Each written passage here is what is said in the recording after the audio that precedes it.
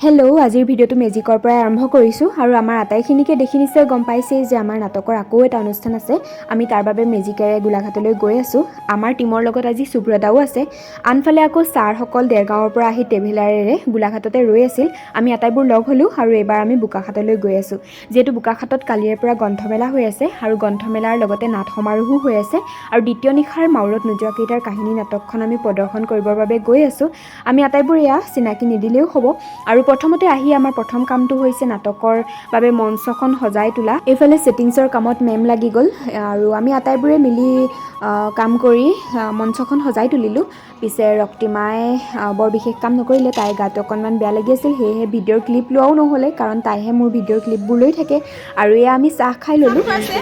দুকাপ খাইছোঁ, একাপ এনেকৈ দুকাপ চাহ খাইছে।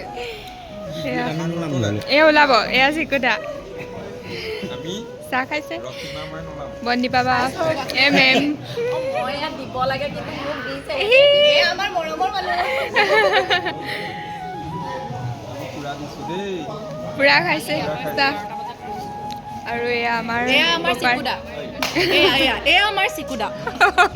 অকণমান একেলগে ৰৈ দিয়ক চিকুদা, চিকুদা আহকচোন, মানে বন্ধুজনৰ ওচৰত ৰৈ দিয়ক।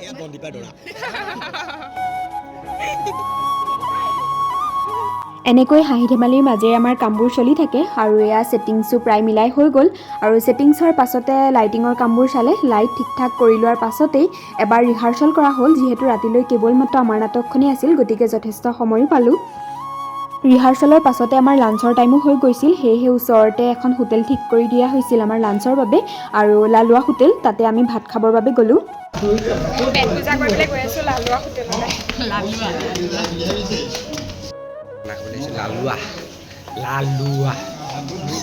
আপোনালোকে আজিকালি প্ৰায়ে মোৰ ভিডিঅ'ত নাটকৰ কথাসমূহে দেখা পায়।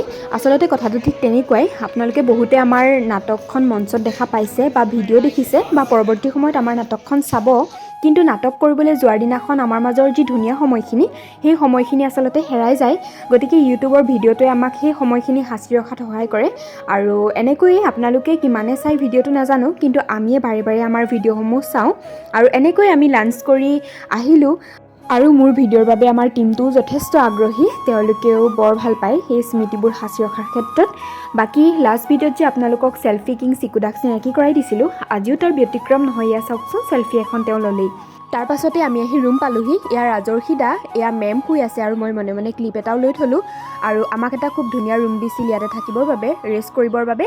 আৰু এয়া বন্দীপা বা, আৰু আমি এতিয়া অলপ ৰেষ্ট কৰিম।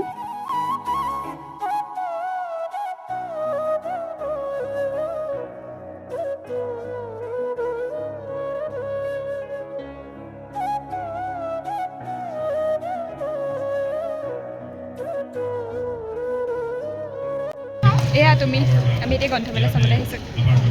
ভালেই লাগিছোঁ দিয়া। প্ৰেক্ষাগৃহৰ পাছফালে যিহেতু গ্ৰন্থমেলা আৰু মুকলি সভা হৈ আছিল, আমি তালৈকে আহিলোঁ। পিছে আমি তাতেই গ্ৰন্থমেলা এৰি এইবাৰ চাহ খাবৰ বাবে ঢাপলি মেলিলোঁ। টাউনৰ ফালে এয়া চাহ খাবলৈ আহোঁতে আমি পৰশৰ মাহীয়েককো লগ পালোঁ, আৰু মাহীক লগ কৰি আমি আটাইবোৰ এইবাৰ চাহ খাবৰ বাবে দোকানত সোমালোঁ। কি খাইছা? পকৰি খাইছোঁ, পকৰি। বুনিয়া লাডু। চাহ খাই কৰি এইবাৰ আমি প্ৰদৰ্শনী চাবৰ বাবে আহিলোঁ। ইয়াতে ড্ৰয়িং আৰু ফটোগ্ৰাফীৰ প্ৰদৰ্শনী দিয়া হৈছিলে, আৰু বিভিন্ন ঠাইৰ চিত্ৰকৰসকলে ইয়াতে চিত্ৰসমূহ আঁকিছিল, আৰু ফটোগ্ৰাফাৰসকলেও খুব ধুনীয়া ধুনীয়া ফটোসমূহ ইয়াতে দিছিল। পিছে ভালকৈ ভিডিঅ'ৰ ক্লিপ লোৱা নহ'ল বাৰু। সন্ধিয়া হৈ আহিল, গতিকে আমাৰ নাটকৰ প্ৰায় সময় কাষ চাপি আহিল, আৰু এইফালে আমাৰ ৰাইজৰ মেকআপ লোৱাৰো সময় হৈ গ'ল।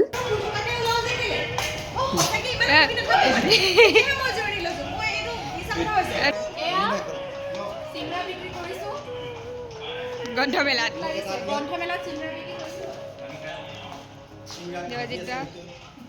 এয়া জিঅ' পানী খাইছে। আনফালে ময়ো মিউজিকৰ বাবে ৰেডি হৈ গ'লোঁ। আজি যিহেতু ঘনদা নাই, গতিকে মই অকলেই মিউজিক কৰিম। এইখিনি হৈছে নাটক শেষ হোৱাৰ পাছৰ সময়খিনি, আৰু এই সময়খিনি সঁচাকৈয়ে বৰ ভাল লাগে। আমাৰ ছাৰক বা আটাইকে লগ কৰিবৰ বাবে সকলো আহে, আৰু আজিৰ নাটকখন কৰি সঁচাকৈয়ে ভাল লাগিল। বহুতো দৰ্শকো হৈছিল আজি, আৰু বোকাখাত ঠাইখন সঁচাকৈ এখন নাট্যপ্ৰেমৰ ঠাই। সকলো ফালৰ পৰাই আজি সুবিধা পালোঁ। এই মানুহটো এক নম্বৰ পেটকুলি, এক নম্বৰ বেয়া বোকাহাটৰ। আৰু বহুত বেয়া মানে এইটো আৰু বহুত বেয়া সকলোৱে জানে মই ভাল বুলি মোৰ এইটো পেটটো বহুত বেয়া। লেতেৰা হ'ব পাৰে আৰু মই আজি ধুনীয়া কাপোৰ পিন্ধি আছোঁ আজি। দেখাই দিওঁ আৰু নাটকখন কৈছে নাটকখন বহুত ধুনীয়া হৈছে ভাল নাটক এখন ই মোক আগতীয়াকৈ ক'লে সদায় শুনি ই মোক আছোঁ আগতীয়াকৈ ক'লে দৰ্শনা বা দুদিন আহিব এদিন দৰ্শনা বাই খুৱাব এদিন মই মই খুৱাম। খুৱাম আজি মোক আজি খুৱাব মই লাগে বুলি খুৱালোঁ একো খোৱা নাই আজি মোক খুৱাব লাগে বুলি মই খুৱালোগে মই ঘৰতে ভাবি আহিছিলোঁ সন্ধিয়া টাইমত আহিছে ঘৰতে ভাবিছোঁ খোৱালোঁ বুলি আৰু আৰু মোক খোৱালোঁ কিতাপ কিনি দিয়ে গ্ৰন্থমেলাত কিন্তু এতিয়ালৈকে মোৰ হাতত কিতাপখন পঢ়াহি নাই কিতাপ এতিয়াও খোলা আছে চাগে দোকান কিতাপৰ দাম বহুত বেছি ইয়াত মই সেইকাৰণে মই তেখেতক পাবি আকৌ 70 টকাৰ ওপৰতহে আছে চব আৰু তাৰ পাছতে আমি বয় বস্তু সামৰিবৰ বাবে আহিলোঁ আৰু এয়া হাতাই বয় বস্তু সামৰি আমি অকণমান কথাৰ মহলা মাৰিছোঁ।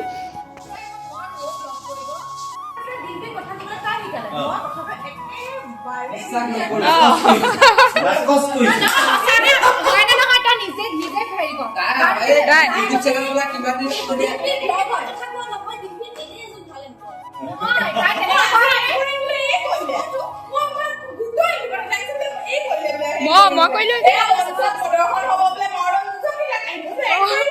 সঁচা কথা ক বৰপেটাত মই ভিতৰতে খোলাকে এনেকে কোৱা দেখি কোৱাৰ পিছত কাটি পেলাই একো কৰিলি নাই কৰিলো